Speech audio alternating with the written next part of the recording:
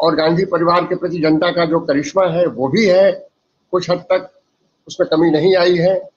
लेकिन फिर भी वो क्यों पिछड़ रहे हैं? वो इसलिए पिछड़ रहे हैं, संगठन नीचे स्तर से, ग्राम स्तर से मजबूत नहीं है। अब बहुत पहले बात करिए, बचपन में हम लोग दो ही पार्टियां गांव में देखते थे, या तो सोशलिस्ट पार्टी देखते थे या कांग्रेस ही देखते थे। तब हिंदू महासभा या भारतीय जनसंघ का ऐसा कुछ भी नहीं दिखता था जिसको आप कह सकते हैं जिनका कोई वजूद है। लेकिन आज सोशलिस्ट पार्टियां कहीं किधर चली गई पता नहीं चल रहा है। उस विभाजनकारी विचारधारा को, हिंदू मुस्लिम एजेंडे को, वे सारे लोग कांग्रेस के शुभचिंतक हैं और कांग्रेस के साथ इस समय जुड़े हुए हैं। ये वही लोग हैं जिन्हें लगता है कि 8 साल की उपलब्धि ये रही है कि भारत में एक ऐसा समाज बनता जा रहा है जो बिल्कुल नफरत पर है।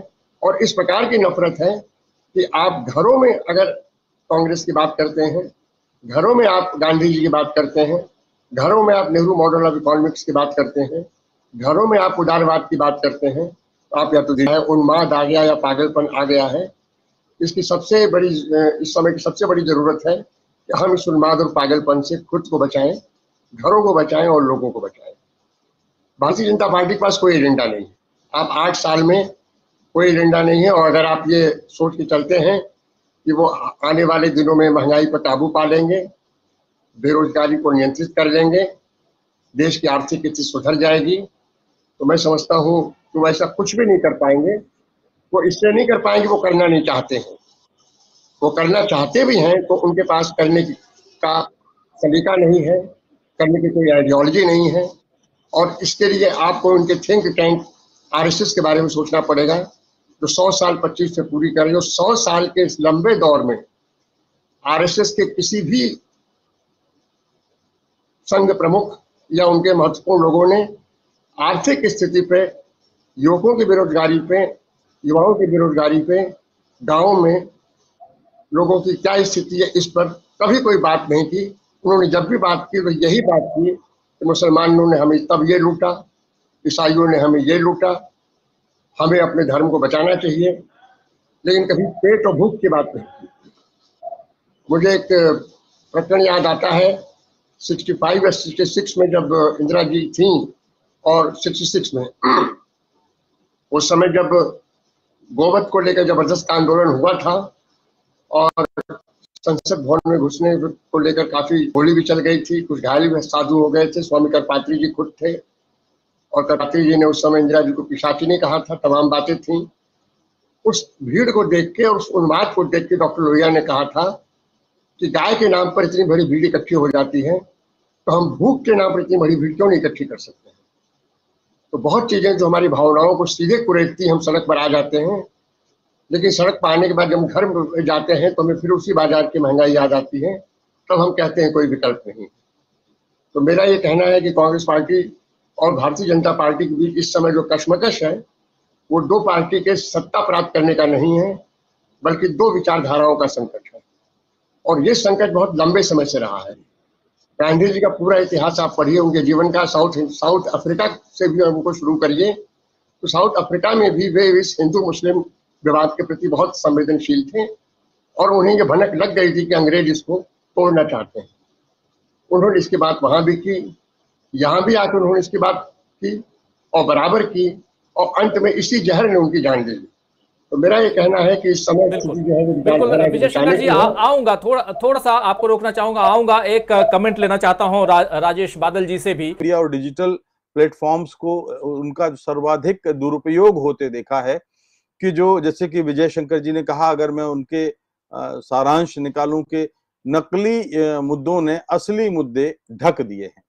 असली मुद्दे यानी वो बेरोजगारी हो सकता है, वो महंगाई हो सकती है, वो कानून और व्यवस्था की हो सकती है, वो सांप्रदायिक उन्माद और नफरत का हो सकता है। और जो नकली मुद्दे हैं वो हम सब देख ही रहे हैं कि किस तरह से वो सांप्रदायिक विभाजन के आधार पे।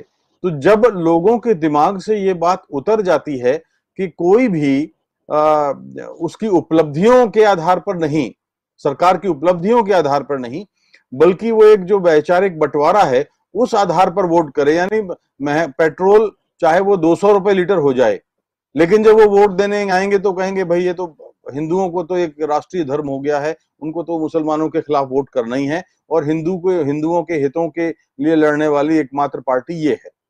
तो देखिए, वैचारिक ध्रुवीकरण तो आज 47 में भी था, जनसंघ भी था, तब यही विचार था।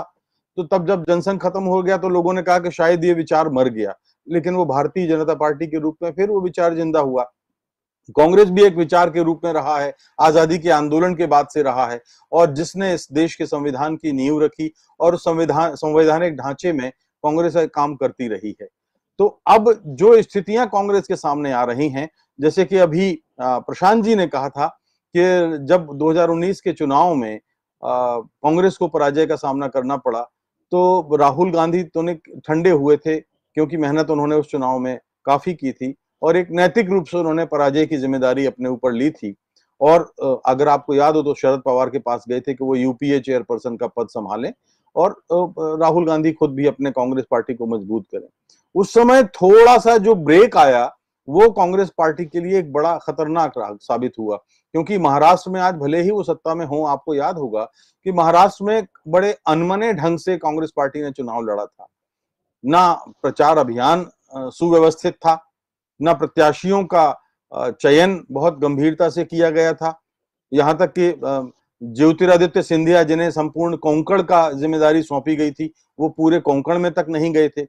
तो जब केवल 3 लोग मिलकर के राहुल गांधी या सोनिया गांधी या प्रियंका गांधी अगर करके कुछ नहीं कर सकते, आपकी जो कांग्रेस पार्टी की जो प्रथम श्रेणी के नेता हैं, दरअसल उन लोगों ने अब थोड़ा सा मुझे लगता है कि ऐसा कुछ किनारा किया है, और यही एक कांग्रेस के लिए एक दुर्बलता का कारण है। आपको अभी तक तो ये रहा है कांग्रेस पार्टी में कि वो नई पीढ़ी के लिए अवसर देते रहे हैं।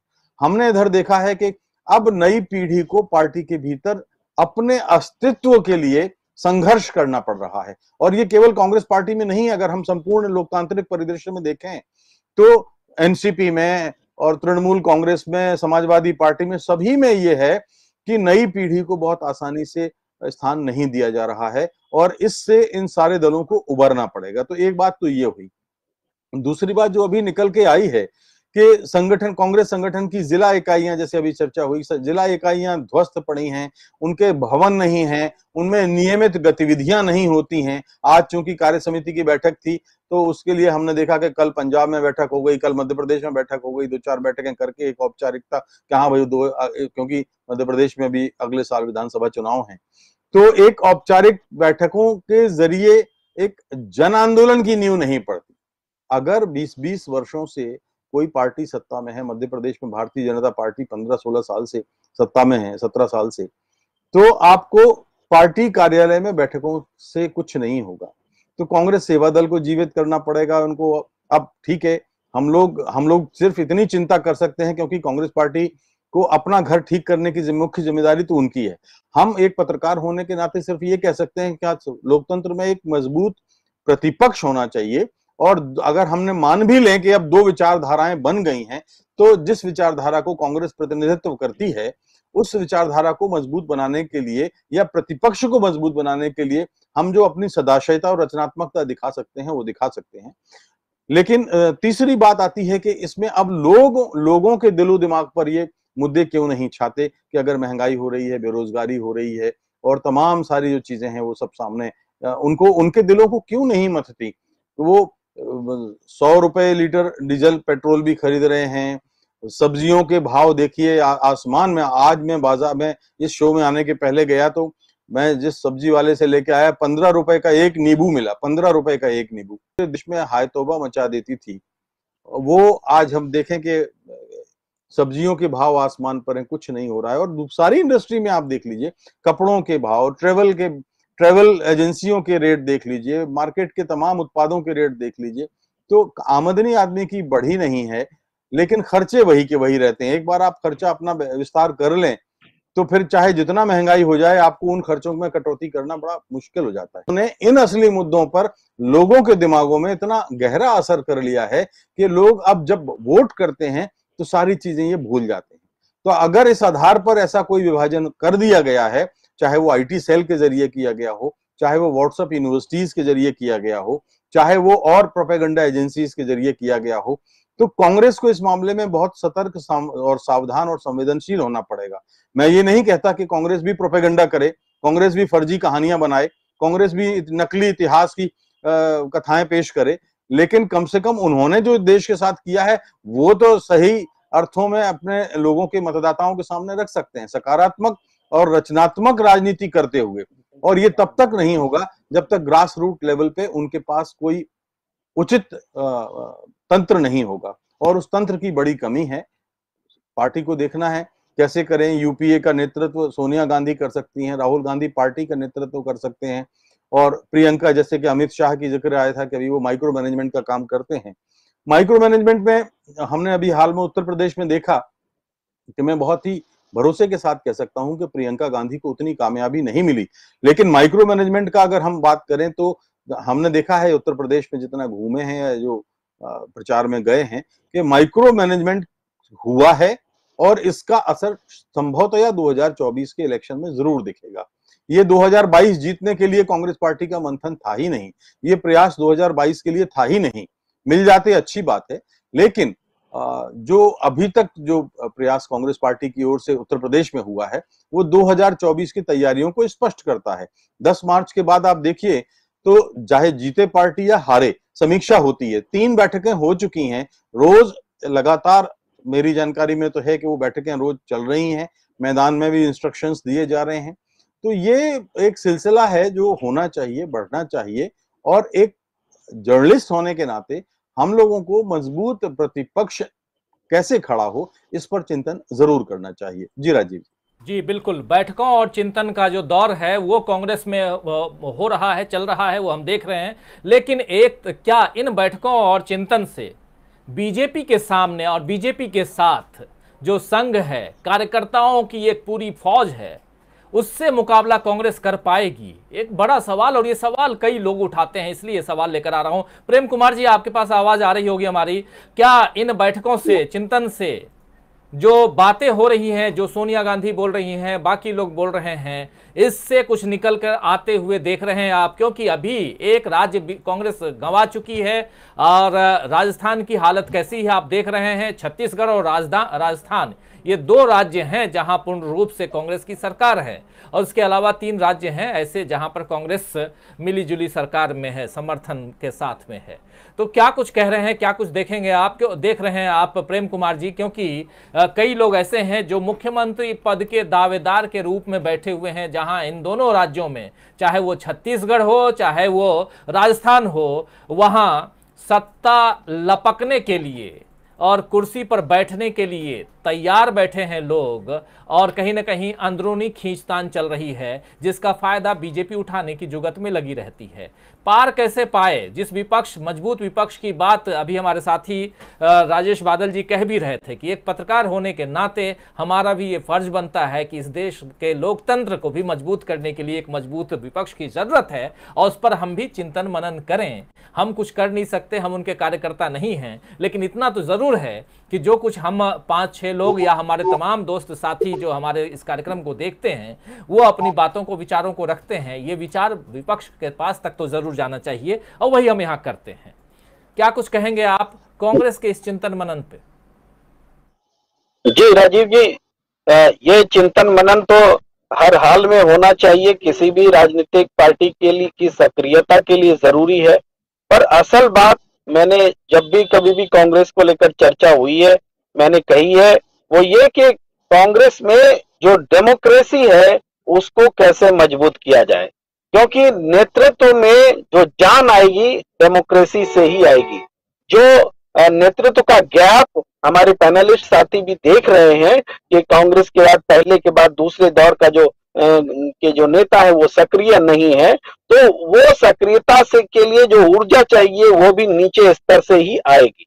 और दूसरी एक और महत्वपूर्ण बात है कि हर चीज को हम इस रूप में न लेके चुनाव ही जीत लेंगे, इस अबरी बार मोदी सरकार को हम हरा ही देंगे, कांग्रेस अगर इस तरीके से सोच कर चले तो यह भी काल्पनिक बात होगी। पहले अभी तत्काल जो बात यह है कि खड़ा कैसे हो, अभी सबसे बड़ी बात है कि खड़ा कैसे हो, और खड़ा कैसे हुआ जाए तो स्टेट के बाद स्टेट दर स्टेट जो है, राज्य दर राज्य जो चुनाव होने वाले हैं वहां पर कांग्रेस अपने आप को कैसे स्थापित करे। अगर ये परफॉर्मेंस सही नहीं रहेगा, राज्य आपके पास वापस नहीं आएंगे। तो आपने सही कहा कि राज्यसभा में भी संख्या घटती जा रही है, और लोकसभा जब चुनाव होगा तब भी पार्टी मजबूत प्रतिपक्ष के रूप में या फिर गठबंधन की सियासत में नेतृत्व करने की जो क्षमता है उसकी विश्वसनीयता को बढ़ाते हुए कांग्रेस स्थापित नहीं हो पाएगी।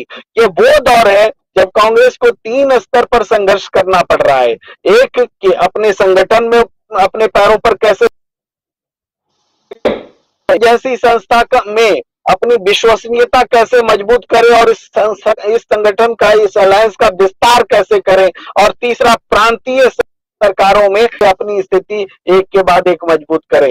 ये तीनों स्तर पर काम करने के लिए जो जरूरी बात है वो मंथन, विचार मंथन। आप 2019 के बाद से बहुत सही कहा राजेश बादल जी ने कि उसके बाद से जो एक गैप बना थोड़े समय के लिए, वो बहुत खतरनाक साबित हुआ। ये विचार मंथन खत्म नहीं होना चाहिए था। क्यों 2019 के बाद आज तक कांग्रेस पार्टी को कांग्रेस का अध्यक्ष चुनने में लग जाना चाहिए, ये अपने आप में इतना बड़ा सवाल है कि ये उनकी निष्क्रियता को बताता है, सक्रिय नहीं होने को बताता है। आज मंथन हम कर रहे, देखिए कांग्रेस पार्टी सिर्फ संगठन के कारण नहीं आ रही हो ऐसा नहीं है, वैचारिक कारण, जब वैचारिक स्तर पर हम कमजोर होते हैं तभी संगठन भी कमजोर होता है। इसलिए वैचारिक तौर पर कैसे लड़ाई को मजबूत करें और संगठन को कैसे मजबूत करें, ये दोनों काम साथ साथ करने होंगे। इस बात को कांग्रेस भूल जाए कि हम सत्ता में आने के लिए कुछ कर रहे हैं, पहले तो खड़ा होने के लिए वो जो 2 विचारों का संघर्ष है उसमें दूसरा विचार कमजोर ना होने पाए, इसके लिए जो इनका संघर्ष है, इस संघर्ष में जब खड़ा होंगे सत्ता अपने आप चली आएगी। सत्ता सोच करके हम निकलेंगे, सत्ता कभी सामने नहीं आएगी। ये बात समझनी पड़ेगी वैचारिक स्तर पर। आप लोग बहुत सही चर्चा कर रहे थे कि महंगाई पर हम इतने आर्गुमेंट्स दे देते हैं लेकिन जनता के ऊपर के पास ये बातें नहीं पहुंच रही है। अभी भी मैं जिस खुले शो से मैं वापस आ रहा हूं, जो पब्लिक के बीच का शो था, वहां आप यकीन नहीं करेंगे राजीव जी, चर्चा करना बहुत जरूरी है। मुद्दा तो वो था, मीट था, नवरात्र में मीट बिके न बिके, ये मुद्दा था। लेकिन वहां उपस्थित जन समूह ने पूरी तरह से मुद्दे को बदल दिया। मुद्दा रोजगार पर आ गया, क्योंकि वहां सारे लोग जंतर मंतर पर जब धरना देने बैठे हैं, सेना में नौकरी की बहाली बहुत साल से बंद है, 2019 का मामला भी पेंडिंग है। सारे सेना में भर्ती के सवाल पर दिल्ली में लोग इकट्ठा हुए और उनमें से एक हिस्सा इस प्रोग्राम में शायद चला आया हो, और इस प्रोग्राम को जो इस बात पर आधारित था कि मांस बेचा जाए या न बेचा जाए, उसमें रोजगार मुद्दा हो गया। तो इस बात को हम इसलिए जिक्र करना चाहते हैं कि राजनीतिक पार्टियां देखे मुद्दा सड़क पर है, मुद्दा ड्राइंग रूम में, पार्टी दफ्तरों में नहीं है। आप जब टीवी चैनल का शो जब पब्लिक के बीच जाता है तो उसको अपना मुद्दा बदलना पड़ जाता है। तो राजनीतिक दल जब सड़क पर जाएंगे तो उनको मुद्दे समझ में आएंगे। मुद्दा समझने के लिए सड़क पर आना जरूरी है। अगर आप सड़क पर नहीं आते हैं तो फिर जनता किसके साथ खड़ी होगी? वो हार करके उस जो नैरेटिव्स होता है उसके बीच पीछे चलने लग जाते हैं, उस नैरेटिव्स को गुनगुनाने लग जाते हैं, क्योंकि जनता सिर्फ गुनगुनाती है। जनता को जो दिमाग देने का काम होता है वो नेतृत्व करता है, और इसीलिए वो नेतृत्व है। ये बात कांग्रेस को समझनी होगी। जी राजीव जी। जी बिल्कुल बिल्कुल, मुद्दा जो है वो सड़क पर है। बिल्कुल प्रशांत टंडन जी, मुद्दा सड़क पर है और खासकर बेरोजगारी और महंगाई, ये 2 महत्वपूर्ण मुद्दा है। लेकिन क्या कारण है प्रशांत जी कि विपक्ष इस मुद्दे को पकड़ नहीं पा रहा है? ऐसा नहीं है कि पिछला चुनाव, इससे पहले के चुनाव में भी हमने देखा ये बेरोजगारी और महंगाई का मुद्दा आज का नहीं है। 2019 की बात अभी कर रहे हैं हमारे साथी प्रेम कुमार जी, और जंतर मंतर पे भी, और ऐसे भी देख रहे हैं आप, चाहे सेना में भर्ती का मामला हो या और भी दूसरे सरकारी संस्थानों में भर्ती का मामला हो, उसके अलावा निजीकरण का मामला हो, कितने मुद्दे हैं। इन मुद्दों को पकड़ पाना और इन मुद्दों के आधार पर वोट अपनी तरफ, यानी वोट में ये मुद्दे तब्दील कर पाना, कहां चूक हो रही है? क्या इतनी मजबूत है बीजेपी मोदी सरकार, या इतना कमजोर है विपक्ष? क्या कहेंगे प्रशांत टंडन जी? मुझे लगता है कि हम लोग नहीं, मतलब बहुत सारे लोग राजनीतिज्ञों को बहुत अंडर एस्टिमेट करते हैं। एक जो नेता होता है राजीव जी, हम लोगों ने अपनी पत्रकारिता जीवन में देखा है और अभी उत्तर प्रदेश के चुनाव में भी देखा है कि जो एक एमएलए का चुनाव भी लड़ लेता है, जो एक ग्राम प्रधान का चुनाव भी लड़ता है, उसके अंदर गजब की समझदारी होती मुद्दों को और जनता की नब्ज को टटोलने की। उससे हम मुकाबला भी नहीं कर सकते। आप कितने PowerPoint presentation, data, Excel sheet सब बना के ले जाएं, लेकिन जो नेता की समझ होती है वो जबरदस्त होती है। वो 300 लोगों की भीड़ में बता देगा आपको कि भीड़ उसकी है कि नहीं है। तो हम नेताओं को अंडरएस्टिमेट ना करें। क्या बात है जो कि महंगाई के मुद्दे, बेरोजगारी के मुद्दे छोटे पड़ जा रहे हैं, और जैसा विजय शंकर जी बता रहे थे, हमारे और साथी कह रहे हैं कि नफरत के एजेंडा जो है वो सामने आ रहा है। जो बात मैंने कही थी शुरू में, थोड़ा विषयांतर हो जाएगा, लेकिन समाज का जो वायरिंग है उसमें कहीं शॉर्ट सर्किट है।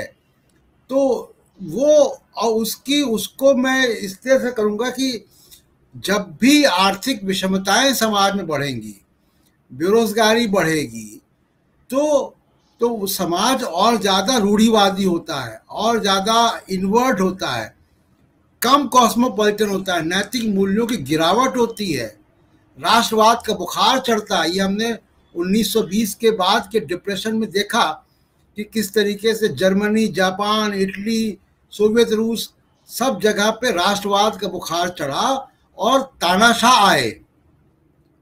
तो इस तरीके का समाज जब बनता है तो हमको बड़े अफसोस के साथ कहना पड़ रहा है कि समाज में नैतिक मूल्यों की गिरावट होती है, तब बीजेपी जैसी पार्टियां मजबूत होती हैं, तब नरेंद्र मोदी जैसे अधिनायकवादी नेता पैदा होते हैं।